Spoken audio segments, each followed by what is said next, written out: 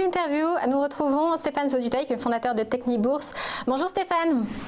Bonjour à toutes et à tous. Alors, cette semaine, la reprise de la semaine dernière, on a ouvert un petit peu moins de 5500 points. Qu'est-ce qui peut se passer cette semaine du côté du CAC ? C'est vrai que lorsqu'on reprend la semaine précédente, on avait envoyé un très bon signal en passant au-dessus des 5500 points. On avait confirmé vendredi, même si on s'était un petit peu tassé en clôture. Et puis ce début de semaine est beaucoup plus difficile. On est en train de réintégrer le range dans lequel on avait évolué pendant plusieurs semaines, c'est-à-dire 5380, 5500, 520 points. Alors bien entendu, on ne peut pas tout à fait conclure quant à un coup d'arrêt net et définitif de la reprise de la semaine dernière, mais je crois qu'il va falloir quand même que le marché rebondisse assez rapidement, sous peine vraiment d'invalider un petit peu les bonnes dispositions de la semaine dernière. Alors on surveillera attentivement les 5450 points. Je dirais que c'est la dernière limite de baisse que l'on pourra avoir sans pour autant mettre à mal tout à fait le mouvement haussier qu'on avait engagé après la BCE jeudi dernier. Bon, si on passe en dessous des 5450 points, là on détruit un peu l'élan haussier de jeudi dernier et vendredi dernier. Et là on retombe vraiment dans les travers de ces dernières semaines, à savoir une évolution peut-être plutôt latérale entre 5380 en bas et 5500 points en haut. Voilà, il faudra regarder également, on le verra tout à l'heure, l'évolution de l'euro-dollar qui pourrait conditionner quand même l'évolution de la bourse parisienne dans les prochaines journées.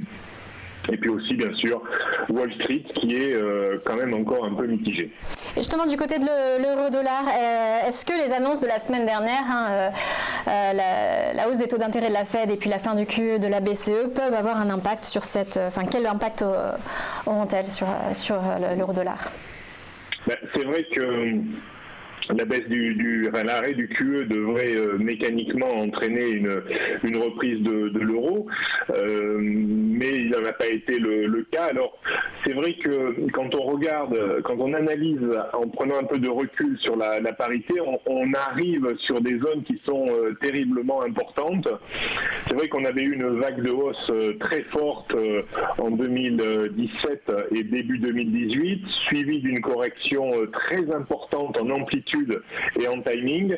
Cette correction nous a ramené autour des 1,16 qui correspondait grosso modo à un peu plus de 50% de la correction du grand mouvement haussier qu'on en avait eu précédemment. On s'était repris, on était passé de 1,16 à presque 1,20, pas tout à fait. Et là, en fait, on est en train de revenir chercher cette zone de point bas autour de 1,16. Alors, deux scénarios possibles. Soit, effectivement, on est en train de construire un double appui autour de 1,16. Et si on repart de l'avant et qu'on déborde 1,20, alors là, je pense qu'on est reparti vraiment pour un euro qui se réappréciera en direction des 1,22, voire peut-être même au niveau du sommet annuel vers 1,26 et même peut-être plus haut.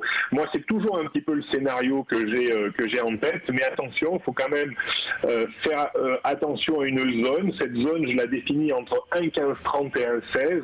Si vraiment on devait s'installer sous cette zone, là, pour le coup, pour moi, on casserait totalement la dynamique haussière qui a été engagée depuis plus d'1 an et demi maintenant, et on pourrait retrouver des niveaux beaucoup plus bas. Mais c'est pas vraiment mon scénario central. Moi, j'ai plutôt l'impression que l'on va aller on va aller chercher un double appui autour de 1,16 et qu'on va certainement remonter tranquillement. Et attention, en cas de débordement de 1,20, là on pourrait vraiment retrouver un courant plus haussier, plus acheteur. C'est un petit peu l'idée que j'ai, mais bon, encore faut-il que ce soit acté dans les faits. Et enfin, du côté du Dow Jones, les 25 000 points à surveiller. Quel catalyseur voyez-vous à la baisse sur ce marché ? Alors c'est vrai que je suis toujours mitigé sur le Dow Jones. Il ne veut pas baisser, ça c'est une certitude depuis plusieurs mois maintenant, après le choc vraiment baissier que l'on a eu en février. Alors on reste dans une zone, je dirais, molle un petit peu, entre 23 500 et 25 000, 25 500. On est un peu dans une zone je dirais, d'ennui, c'est-à-dire qu'il ne se passe pas pas grand-chose. On a parfois des belles séquences haussières qui sont réduites à néant en quelques séances derrière. Donc on est vraiment dans une zone d'hésitation. Alors je pense que les investisseurs américains se posent la question depuis plusieurs mois. Ils se disent, est-ce qu'on n'a pas trop acheté les marchés américains et est-ce qu'il reste encore vraiment du potentiel, ou est-ce qu'on n'a pas trop vendu en février, ou est-ce qu'on n'a pas assez vendu en février, pardon, et qu'il reste du potentiel de baisse ce coup-ci. Voilà, c'est cette zone un petit peu d'hésitation qui dure depuis plusieurs mois. Alors je pense qu'on ne devrait pas passer quand même l'été encore dans cette zone et qu'on devrait avoir vraiment des mouvements peut-être un petit peu plus importants durant cet été, voire à la rentrée de septembre. Mais si on veut vraiment, je dirais, pronostiquer une vraie reprise des marchés américains, il faudrait passer au-dessus des 25 500, 25 800 points. C'est ce grand rectangle orange que je vous ai mis sur le graphique qui est à l'écran. Et puis, on repasserait un peu du mauvais côté de la barrière, c'est-à-dire on remettrait une pression baissière assez nette sur les marchés américains si on repassait en dessous des 24 300, 24 500 points, où là on pourrait de nouveau aller chercher les 23 000, voire même peut-être un peu plus bas. Donc voilà, j'ai un sentiment mitigé. Je reste quand même un peu plus baissier qu'haussier sur le Dow Jones, même si depuis quelques semaines, il faut quand même dire qu'il ne se tient pas trop mal. Et enfin, Stéphane, vous vouliez nous parler du Bitcoin qui n'a pas le vent en poupe et à moins de 6 000 $, c'est peu de le dire, hein.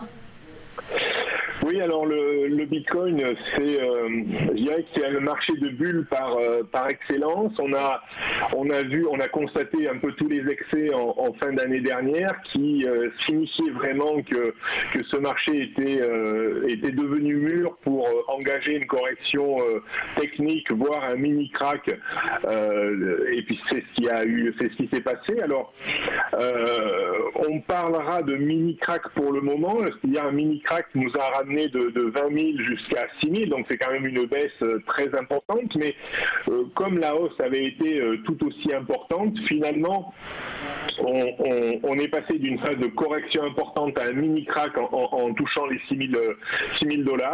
On a tenté de réaliser des petites corrections techniques non convaincantes, puisqu'il aurait vraiment fallu s'installer au-dessus des 12 000 $ sur le Bitcoin pour espérer vraiment regagner des niveaux bien supérieurs. Il n'en a rien été. Et là, en fait, on est en train de revenir tranquillement sur les 6 000 $. Alors, on surveillera attentivement ce niveau.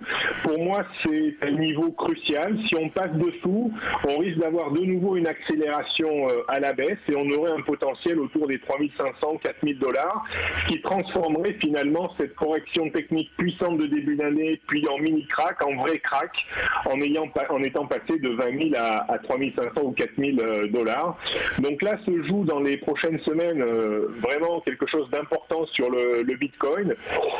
C'est mal engagé. Je mettrais bien une petite pièce sur le fait qu'on aurait la capacité à descendre un peu plus bas, mais je serais un peu plus certain sur enfoncement et maintien sous les 6 000 $.